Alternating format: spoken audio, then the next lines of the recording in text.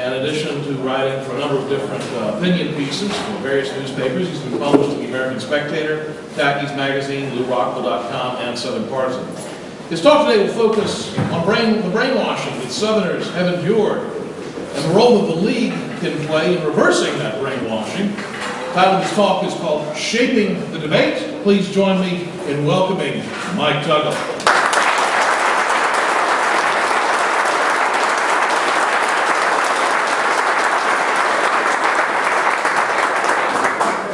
Thank you, Alex. I was thrilled when I was able to attend Alex's wedding. People who don't know Alex, he's just probably the purest soul in the universe I've ever met. He's a big-hearted person, and he is a dedicated patriot. Proud to know him as a friend. Okay, Michael Hill mentions that there are different points of view among the League, but the one thing that binds the League of the South together is its members' love of the South and the Southern people. Everyone here knows what I'm talking about. I feel the same way. It was love of the South and the desire to preserve it that brought me to the League. That better? Okay. Can you hear me in the back? Okay. But as much as we are motivated by love for our own people, I have to make a little confession. Sometimes I feel like going up to my fellow Southerners, grabbing them by the shoulders, and shaking them until they get a little sense in their heads. Now, I think everyone here has felt that way at some time. How else can we react when we hear a friend or even a family member say that we might as well accept amnesty for illegal aliens since we're all immigrants anyway? Or, and this is something I'm sure you've heard, that it was a good thing that Abraham Lincoln stopped our ancestors from destroying the United States of America. Now, we Southerners are a loyal, patriotic people. Problem is, our handlers know that. They know how to use our good qualities to keep us subservient and quiet. It's Southerners who provide the boots on the ground in the Empire's wars. And sadly, those wars have not made us free, as they're supposed to, but have instead led directly to our enslavement. And what have we gained from a decade of fighting in Afghanistan and Iraq? The consequences of those wars have not been freedom, but a more powerful central government. As a result of those wars, we now have a Department of Homeland Security that can spy on us without warrants. We have a Transportation and Security Administration that can strip search us against our will. And the President, as Commander-in-Chief, can now order the indefinite imprisonment of anyone, or even their execution completely outside the court system. Folks, that's not freedom. Right. That is tyranny. Amen. And we don't say that. Our handlers have convinced us that those circumstances are what it's like to live in a land of liberty. It's insane that we believe it. Meanwhile, the federal government refuses to enforce existing immigration laws and is doing its utmost to transform this country from a Western culture into a cosmopolitan, third world culture through flood-tide immigration. And that same government, at the same time, conspires with its friends in big government, and big business rather, to send our jobs overseas. The Justice Department turns a blind eye to real voter intimidation by the Black Panthers, and the friends of the corporate media refuse to admit there's a growing threat of black-on-white crime while sensationalizing the more rare white-on-black crime in this country. We Southerners are the pariahs in what is rapidly descending into an authoritarian, multicultural empire. And yet, Southerners remained loyal to the regime. Those Southerners who proclaimed that it was good that Abraham Lincoln invaded the South and, quote, kept the country together, do not know that he did so illegally by invading the South and subjugating their own ancestors. Our alienation from our own history as a people is one of the most effective tools our handlers have of keeping us humble and docile. As a result, Southerners blindly obey those who seek to eradicate them. And that's exactly what the federal government intends to do. It intends to elect a new people, to borrow a phrase from Steve Sale. Now, there's an old joke that a liberal is someone who won't take his own side in a debate. But the sad truth is that we Southerners have been trained not to take our own side in the most important issues of the day. Right. Whatever the issue is, from foreign wars to immigration to civil liberties. So what I want to talk about today is what we have to do to get the Southern people to start taking their own side in the battle that's going on. Michael Hill is talking about people who will call him up and complain, the League of the South's not doing anything. There's nothing going on. That in itself is a reflection of how completely we have been brainwashed. Because anything that happens comes from our all-loving fathers up in D.C., right? Everything is centralized. Anything good that happens has to be from the top down. And we're just little puppets that do what we're told to do. Folks, a people who believe that will never be capable of self-government. How can you govern yourselves if you cannot act to defend your own freedom? It is impossible. As long as we have that mindset, we're going to continue to be enslaved, and it's going to get worse. And first of all, we have to believe that we deserve freedom and self-government. I don't know how many articles I've seen that said it's a good thing that the federal government came down in 1861 and 1961, acting as the great liberator. And I don't know how many Southerners say, yes, it's a good thing. We have the central government that keeps everyone free. And the sad thing is, that's not a joke. They really believe that. They really, really believe that. Okay, so what we're going to do, I'm going to start by looking at how bad things really are. Give a few more examples about how thoroughly we've been brainwashed. Take a look at how our handlers in D.C. and in their little outlying garrisons, Michael mentioned the state governments and the local governments also have become tyrannical. And it's funded by the central government. That's where the money comes from. That's where the power comes from. And how we can fight them.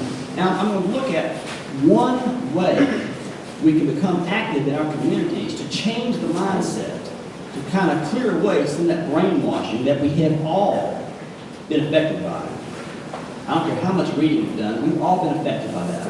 We have to admit that. Hello, my name is Mike Tuggle, and I have been brainwashed. That's the first one.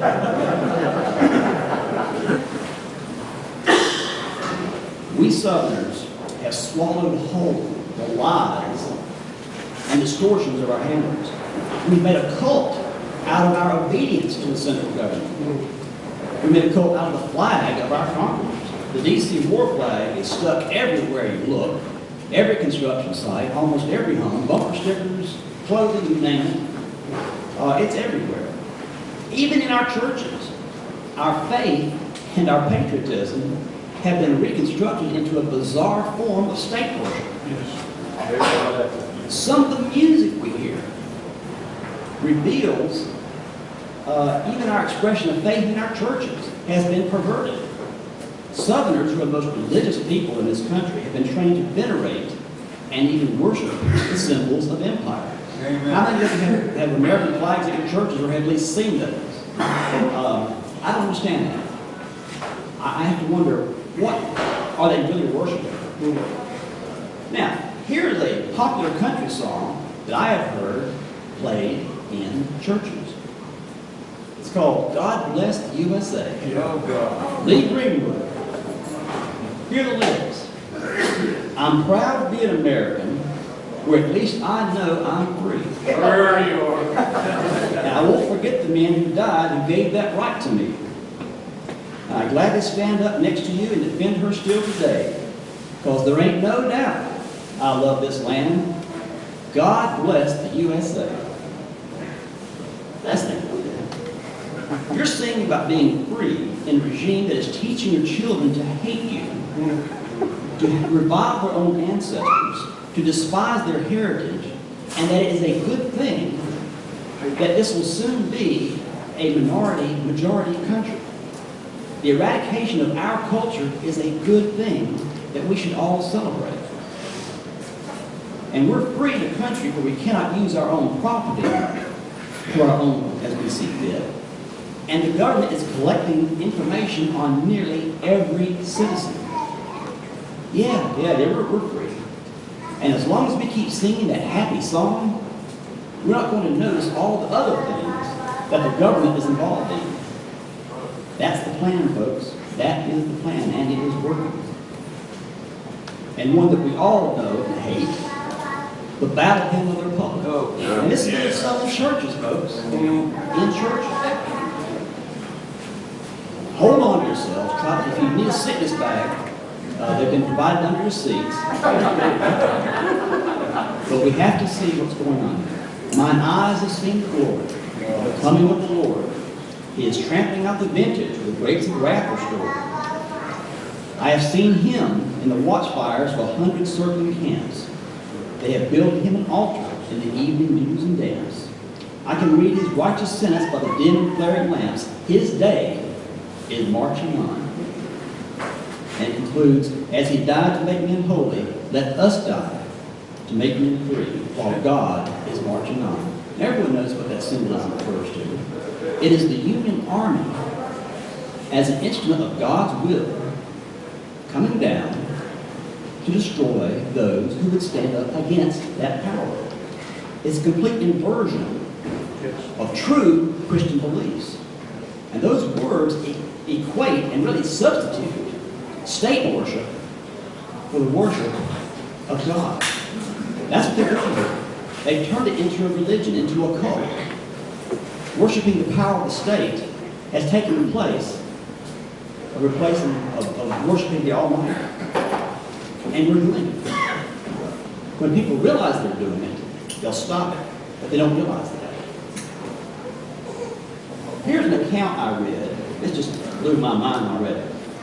Of the services that were conducted at a church last 4th of July. Here's what they wrote. Today, the choir sang a state worship song that included every branch of the military to be recognized and stand up. Meanwhile, one member of each branch walked on stage in uniform and saluted the crowd while many congregants hooted and hollered. This is the church, folks. Following the song, the Pledge of Allegiance was recited. There's a whole different speech right there. They said the Pledge of Allegiance in church, and the pastor said that we should pray for the blessing and safety of all our servicemen fighting for our freedom around the world.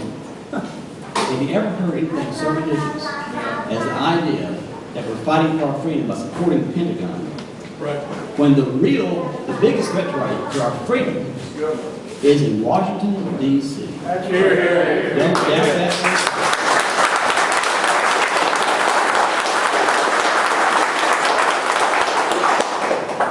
And the funny thing is, when we're conducting pro-government brainwashing in our own churches in the name of religious liberty, which venerates our oppressors, we are in a sad state indeed. How can you get lower than that? I'm enslaved and I'm proud of it. And I'm going to assist that enslavement. That's what we're doing. That's what we're doing to ourselves. Patriotism these days means obedience to the central government. And especially cheering on its wars. Whether that war is conducted in Afghanistan and Iraq or being conducted in Alabama. Everything the government does is in the name of liberty. It's doing it in the name of freedom. When you put that word on any action, just make it so. What's the actual effect of the things that the federal government's doing to us? It's tyranny. Look at what they're actually doing. Don't look at what they're saying. Look at what they're doing to us.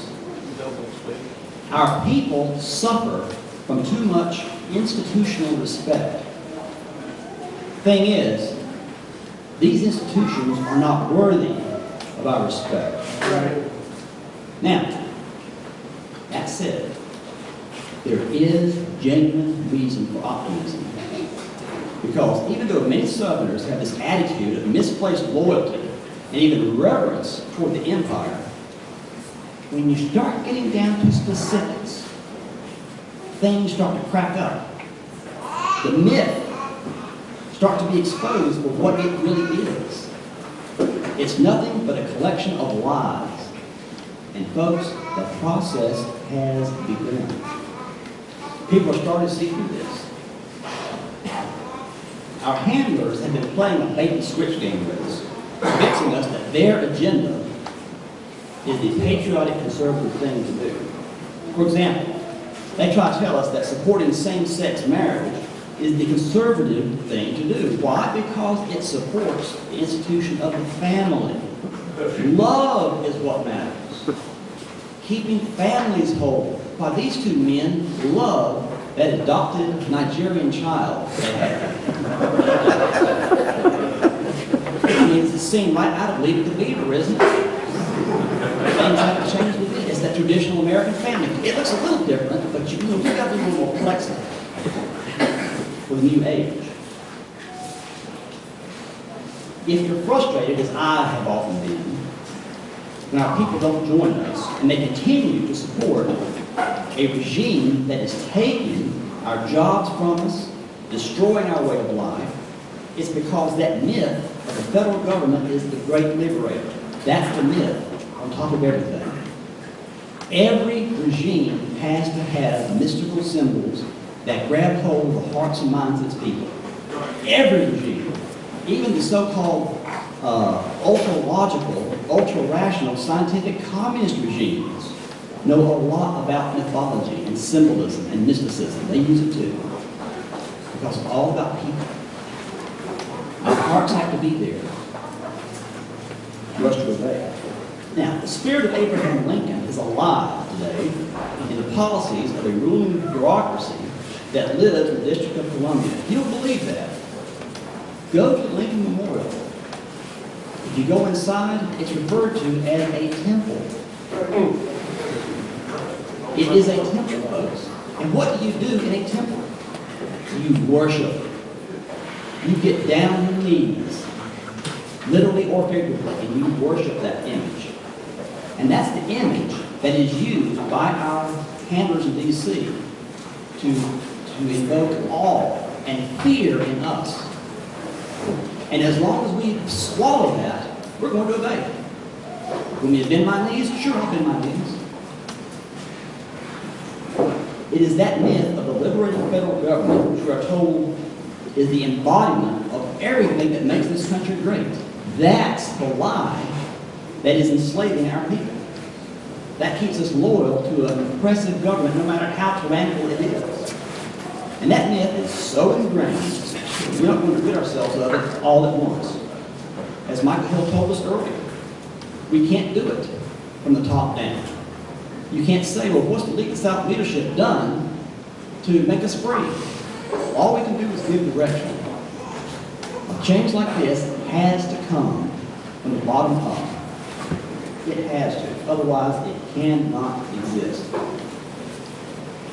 Instead of just planting the flag on top of some mythical hill somewhere, and all of a sudden we're all free, it's going to have to be done by whittling away little by little at the lies and the mythology that our handlers have created to enslave us. Nothing else is going to work.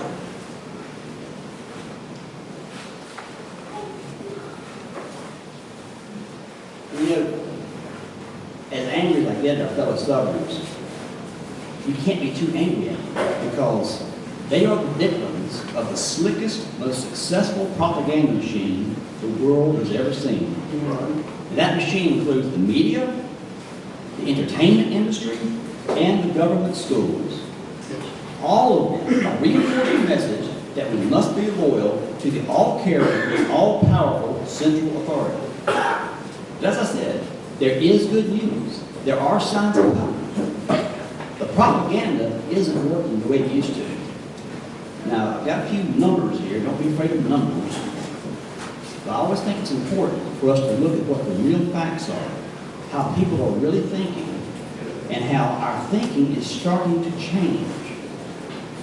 As I said, the myth is starting to crack and crumble.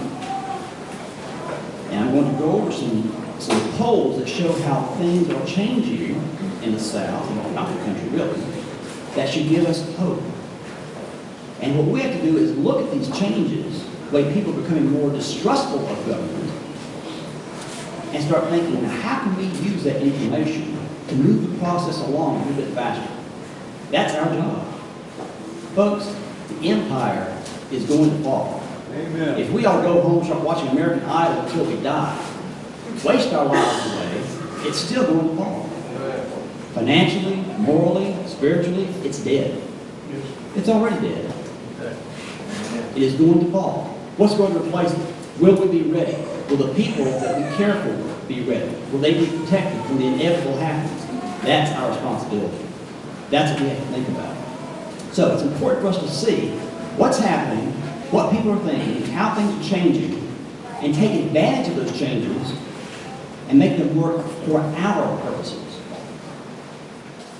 Here's one poll that got my attention. Let me say today, it says that 54% of all Americans want to end automatic citizenship to illegal aliens or anchor babies.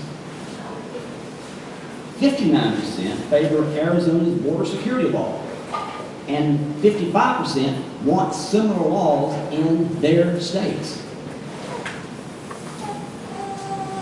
Many polls show that support for immigration law enforcement is stronger in the South and the West than it is in the Northeast and the left coast of California.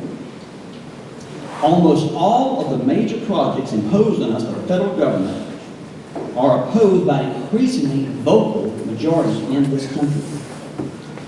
Nearly 60% of Americans say they want U.S. troops to start coming home. 60%.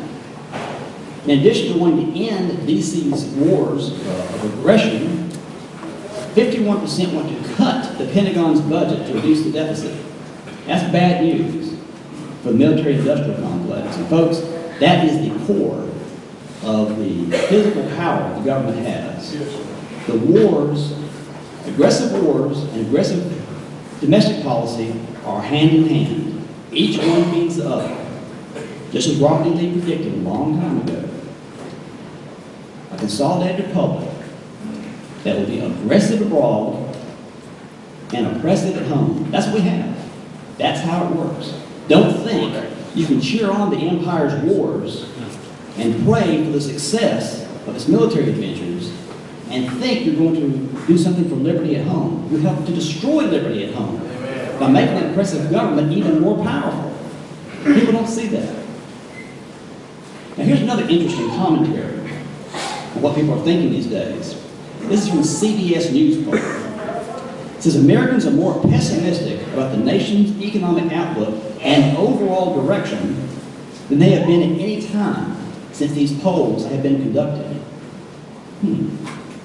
Amid rising gas prices, stubborn unemployment, and a nasty debate in Washington over the federal government's ability to meet its financial obligations, the poll presents stark evidence that the slow and unsteady gains in public confidence shown earlier under the early days of Obama are now all but gone.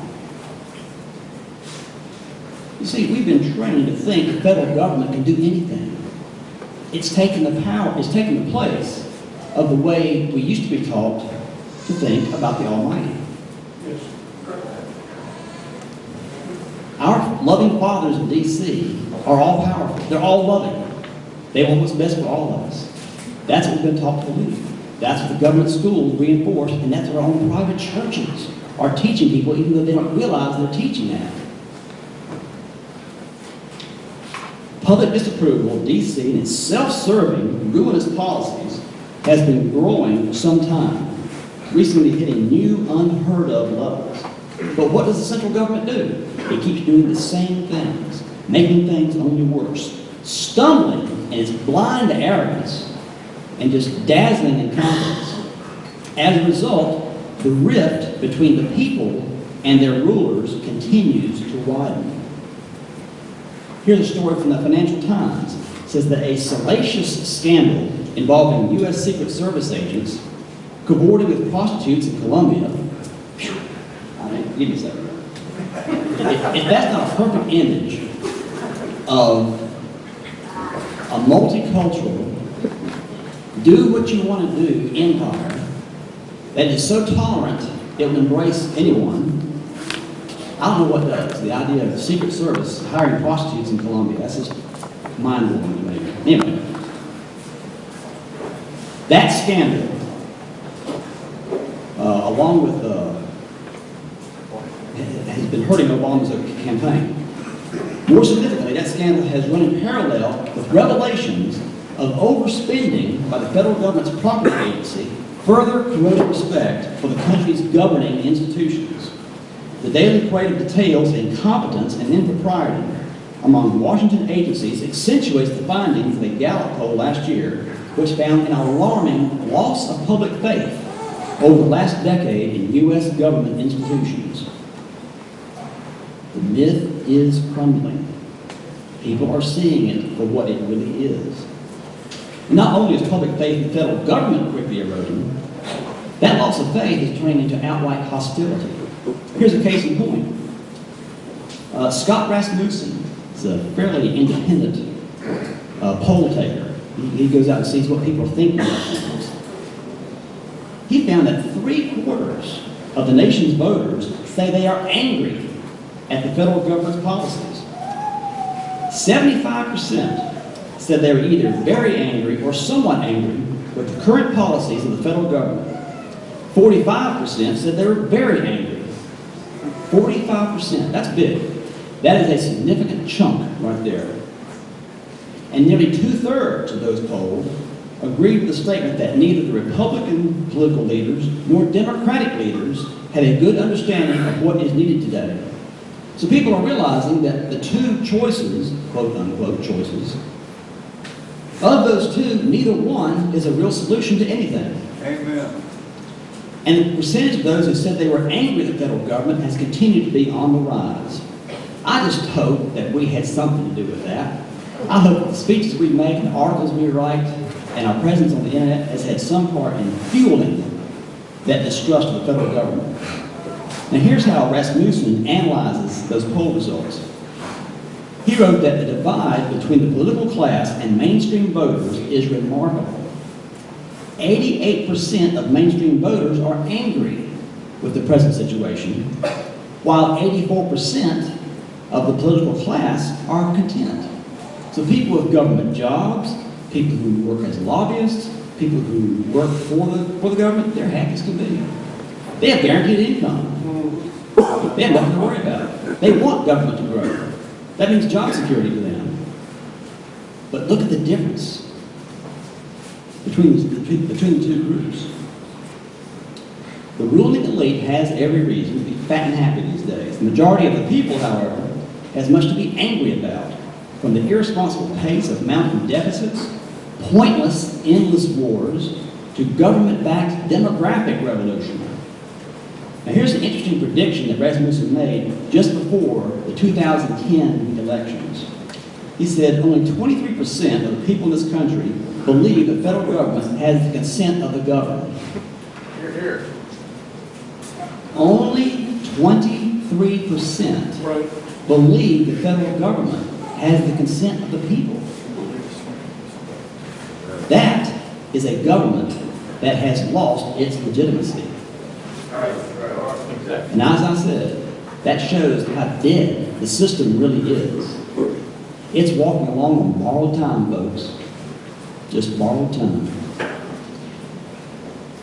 Rasmussen continues, Americans don't want to be governed by the Democrats or Republicans. Like the founding fathers, they want to govern themselves with Washington in a supporting role, not a dominant role. He says the major division in this country no longer between parties, but between the political elites and the people. This will be the straight third election, Rasmussen said, in which people vote for the party out of power. They're angry, they know something has to be done, and the only thing they can do is to vote for the other party. How long can that go on? We keep seeing the same problems, the same scandals, and we think, okay, well, let's say, who's in power now? I forget, okay, Democrats are in power now, so I need to vote for the Republicans. And they'll solve everything. How long can this scam continue? It has to collapse. Now, and the only reason George Bush won is because so many people were tired of his wars, of his deficits. They were tired of having been lied to about the causes of those wars. But there's no real alternative for conservatives either. The Tea Party definitely is not the answer. Now, it's a good and healthy thing that conservatives are angry enough to organize and protest. That itself is good. But the direction they have led us in is absolute failure. It's shown itself to be just another propaganda tool for the Republican Party. That's all it is. To give you an example, in April of this year, 71% of the members of Congress who had been backed by the Tea Party voted for the Cybersecurity Intelligence Act. And what that act did was to give the federal government immunity from all privacy laws as long as they invade your privacy in the name of conducting counterterrorism activities. What that means is the Fourth Amendment does not apply if you're on the internet. Again, the Tea Party is not the answer. It's just another tool of big authoritarian government. Now, here's another indication that more people are looking for a different solution. They need a different direction. Now, we know what the only real solution is. The only solution to the waste, the assault on our liberty and our way of life is secession. And more people are beginning to see this. Another Rasmussen poll taken in June of this year said that 1/4 of Americans believe that states have the right to secede, according to a recent poll from Rasmussen, up 10 points in 2 years. The latest poll is one of many that shows that Americans have serious and growing concern about the federal government. There's only one way to react to that. That's big. 10 percentage points. Let's do the math. That means in 2 years, an additional 30 million Americans have changed their mind and now agree that the states have the right to secede.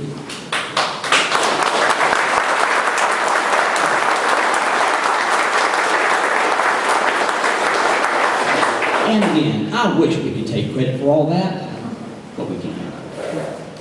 This change in public opinion cannot be attributed only to the efforts of organizations such as the League of the South, the Second Vermont Republic, or the 10th Amendment Center, although they have made contributions. And it cannot be the work entirely of the work of advocates such as Dr. Michael Hill, Dr. Thomas Woods, or Dr. Tom DiLorenzo for reminding people about the historical record about nullification, the states' rights, and all that. As much as these groups and individuals have done to spread the word, the real cause of this dramatic change in attitude is the federal government. In some ways, they're our own best advertising. Just like a tornado is good advertising for an insurance company. It is the central government that's spending us blind, asserting the right to wiretap, imprison us, and even assassinate us, while illegally waging wars on illegal civilians abroad. Only 1 in 5 Americans believe that the federal government has the consent to govern. And 51% say that D.C. is a danger to liberty. Folks, we're all extremists now. Our views are becoming more mainstream every day among the people. Now, of course, the government and all of its toadies, such as the Southern Poverty Law Center, see us as evil, extremist things. Good, I hope we scare them, I hope we keep them up at night. I have to quote a brilliant political scientist and author by the name of Ed Sylvester. He wrote that secession is back as an issue in politics. Now, who am I to argue with Ed Sylvester? Now, so the only question is, how long until secession goes from a political issue to a political objective? Well, that's where we come in. To quote Robert E. Lee again, it is history that teaches us to hope. Human beings are ordinary things. We have independent spirits. We will take but so much. Now, people want to deny there's a problem. It's only human nature. People don't want to see the problems that we are very well aware of. They don't want to see it. They don't want to hear that the federal government, which they were taught in school, is the fount of all that's good. They don't want to believe it's really an evil enterprise. They don't want to believe that. They want to believe that everything's right in the world. It's just human nature. Our job is to wake them up to the reality that's going to bite them if they don't see it for what it is. So our message is catching on. And there's a need for our message, because nothing else is going to work.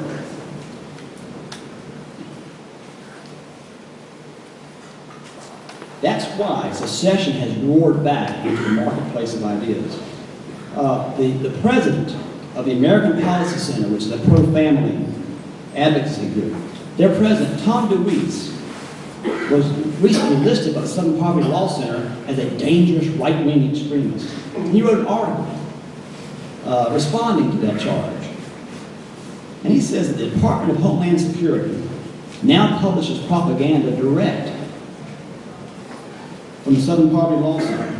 And DeWeese notes that the following people have been described by the Department of Homeland Security as dangerous extremists. See if you recognize yourself in any of these descriptions here. People who are concerned over the economy,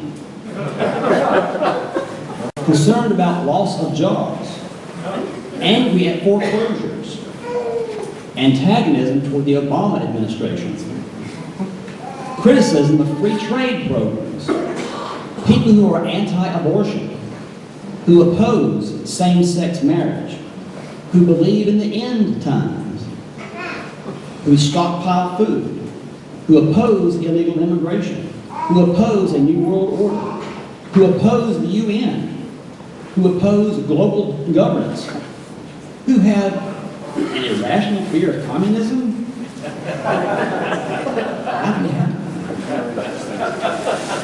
People who oppose loss of U.S. manufacturing to overseas countries, who oppose loss of U.S. prestige, who use the internet or alternative media to express any of these ideas. Folks, that's our government. Your tax dollars are being used to warn people, warn law enforcement agencies that people with thoughts like this are a threat to the American way of life. Again, we're finding ourselves in the mainstream. It's the government that's extremist.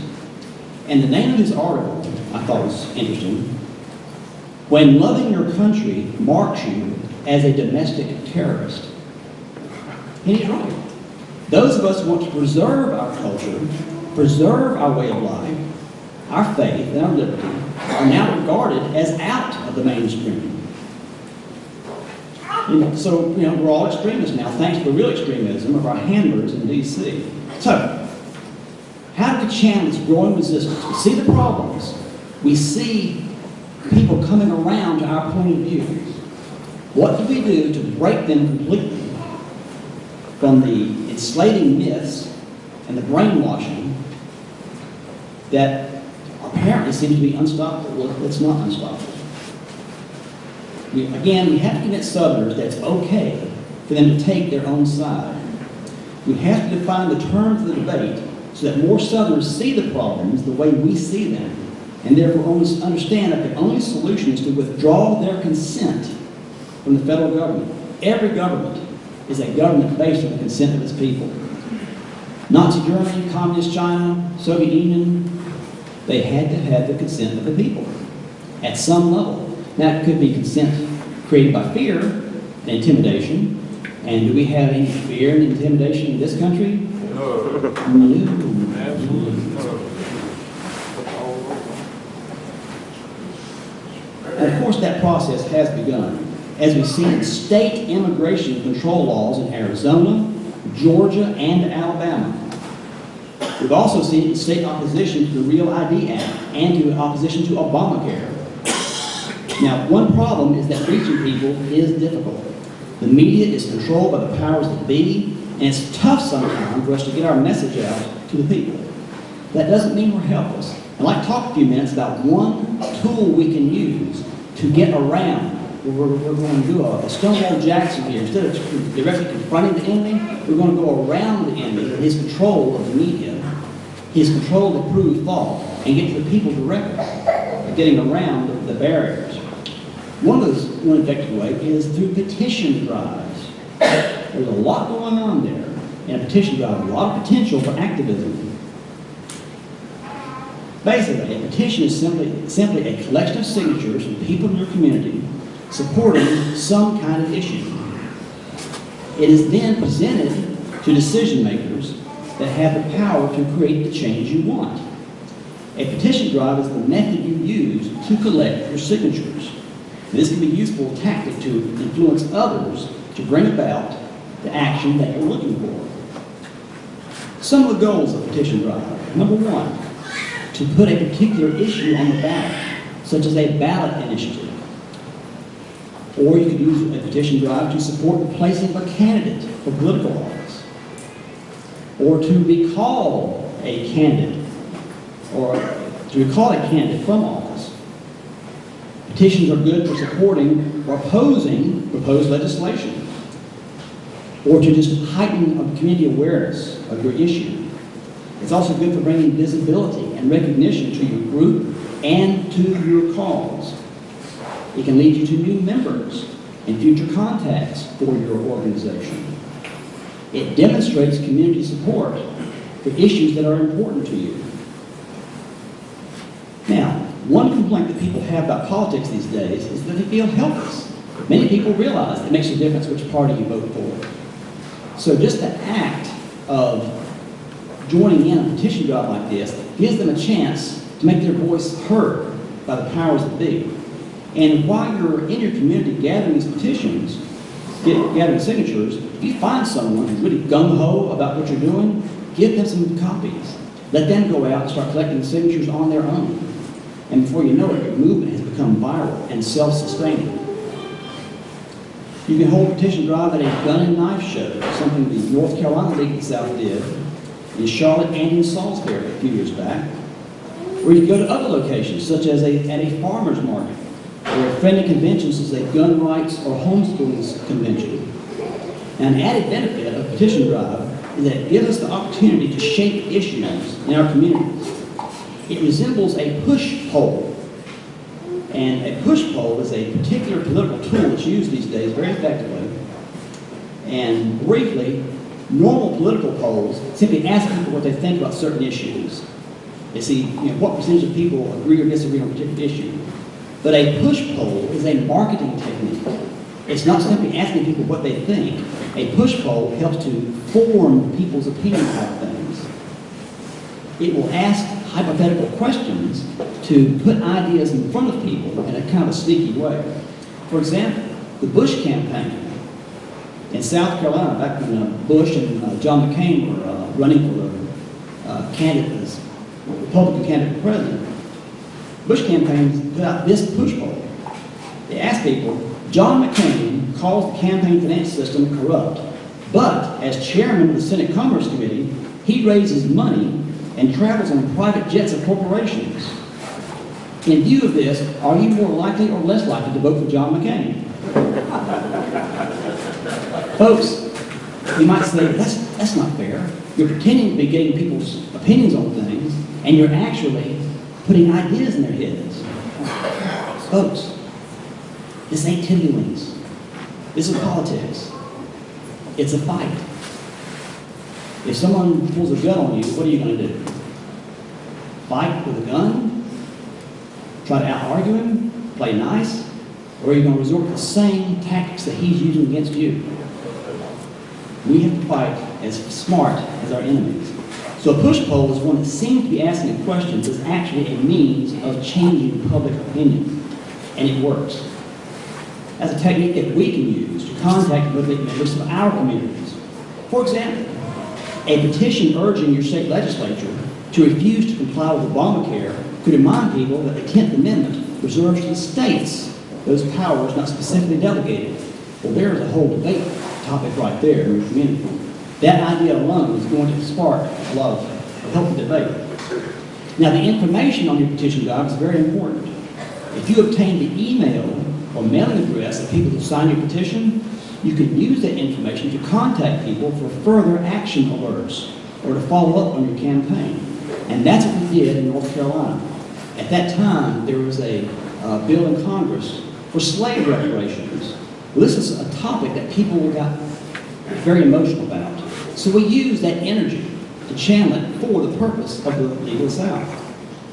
We set up petition drives at the Charlotte gun show, and the Salisbury had a gun and knife show. We did petitions there. And some people stood out in front of stores that supported our view and let us gather petitions there. We're holding up our signs. We ask people to come over and sign the petition. They start talking to us. What do we talk about? Well, I'm for the League of the South. Here's what we stand for. It was a wonderful outreach. We collected over 1,300 names in that petition drive, and a dozen people joined the league as a result. It also got us some nice publicity. I was asked to publish an article in the Charlotte Observer. So I did an op-ed in the Charlotte Observer where I talked about the League of the South petition project, great opportunity for the league. And for some reason, the only TV interview I got out of that was WTKR in Norfolk, Virginia. Now, why Norfolk, Virginia? Notice this, and local stations did not, I don't know, but it was still opportunities to get information out there about the league, what we're doing, why we were doing it.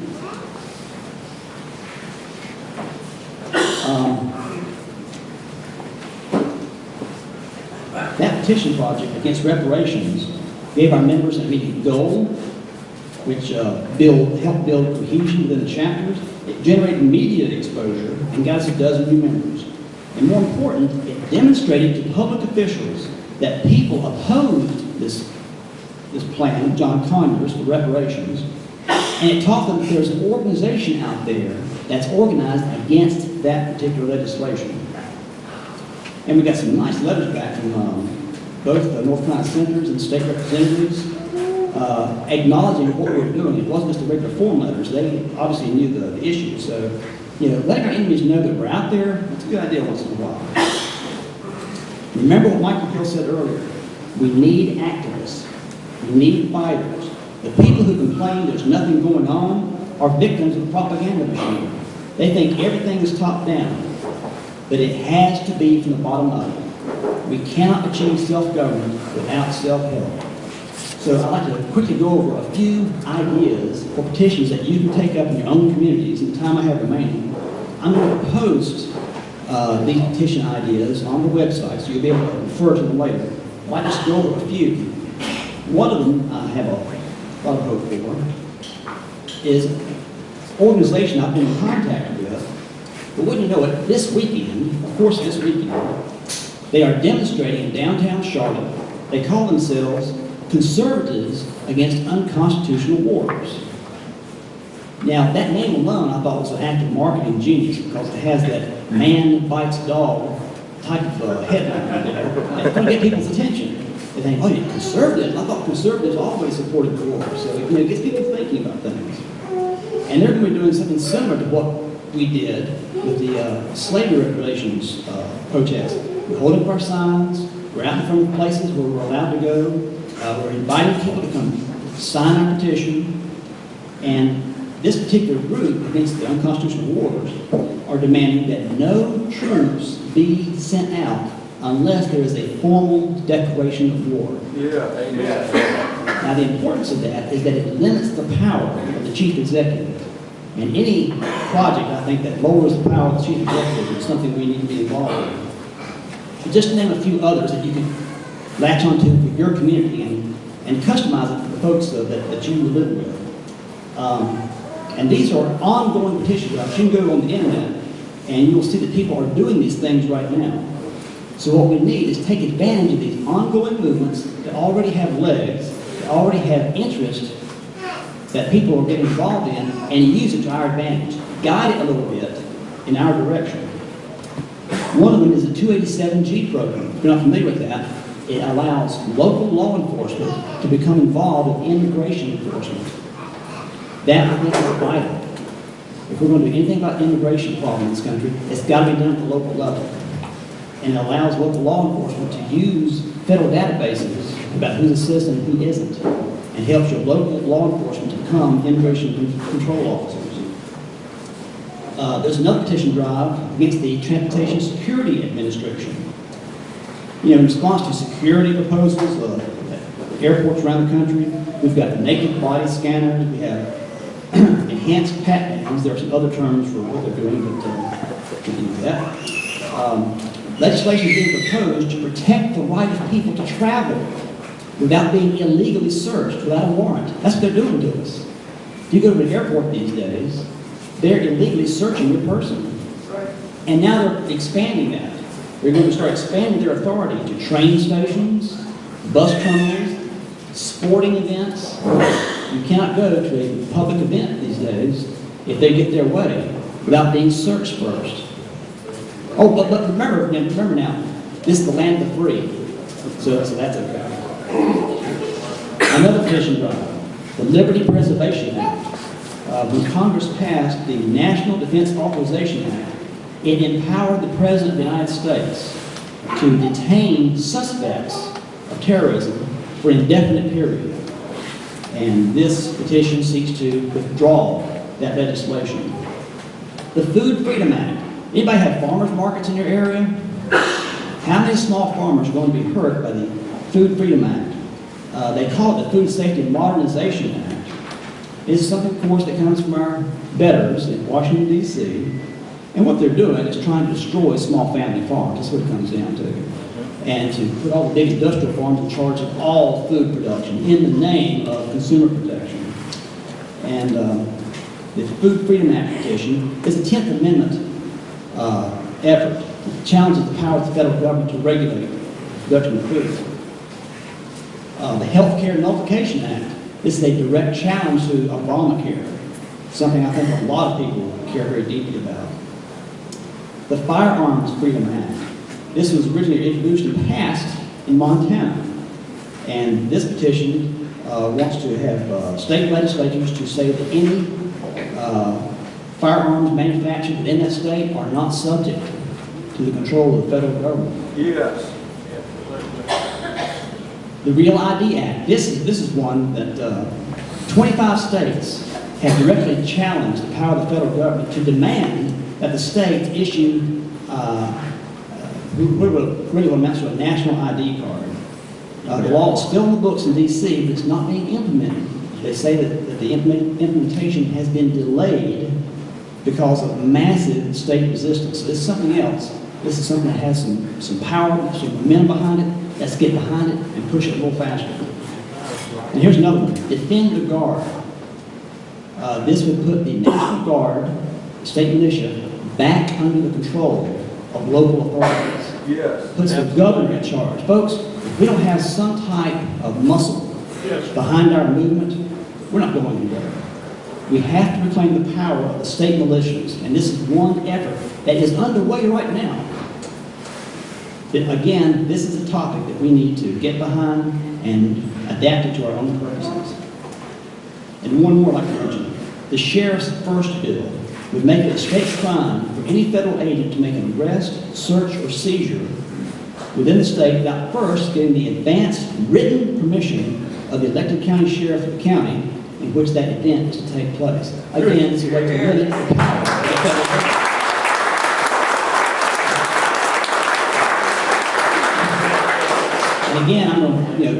put these ideas, all these factor figures and these potential petition drives on the website so they'll be available to you. Folks, we're not beaten. This is a glorious time to be alive. It really is. I get so tired of people who will write me saying, why don't you think it's just useless in the end? There's just so much against us. There's nothing we can do. And I write back and say, tell me a time in history when people were trouble-free, where everyone had their total security completely guaranteed to them, and there's nothing to worry about. Folks, we are put here to fight. That's what we were bred for. That's what our ancestors did. We are the inheritors of a tradition, of a fighting spirit that was meant to be used. That's just the way life is, folks. And this is our fight. This is our time to stand up and take our stand against those who destroy us. We have a lot on our side. We have to take advantage of it, and we have to keep going until we win. And just remember one thing, as you fight, God save the South. Amen.